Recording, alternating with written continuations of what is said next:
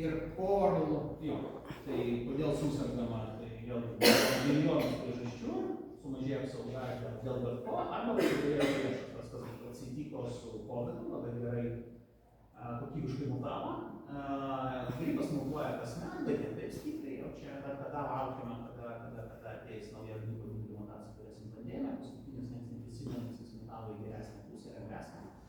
Dabar šio gripas laukiamas, tai ten bus saugioj.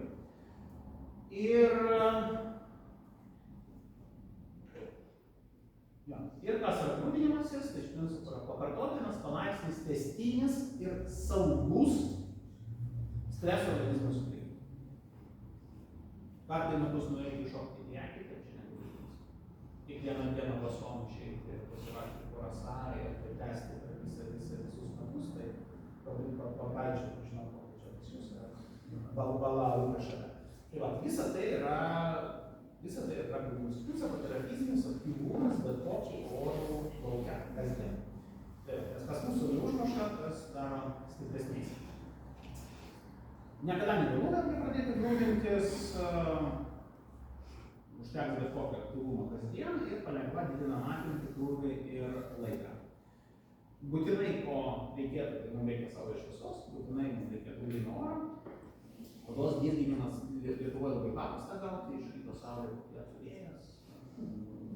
Čia galbūt čia šalta, jo, čia visko yra. Ir va, tai tas fizinis krūvis tiek, kad šiek tiek išeiti iš komforto sąlygų ir esminis dalykas tai yra tęstinumas. Nuolat. Taip, ir mano mylimiausia, aišku, mitai ir pakeitimai.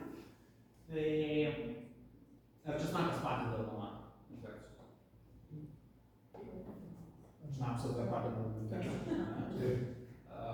Kas čia dar gali būti? Aišku, imbieras tas pats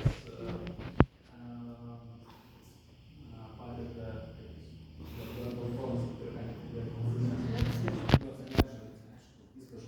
Tai va, tai tikrai yra esminis skirtumas in vitro ir in vivo, tai yra tik tai laboratorijoje ir gyvam organizme. Tai česnakas stabdys bakterijų dauginimus, jeigu čia padėsime česnako kapsulytės arba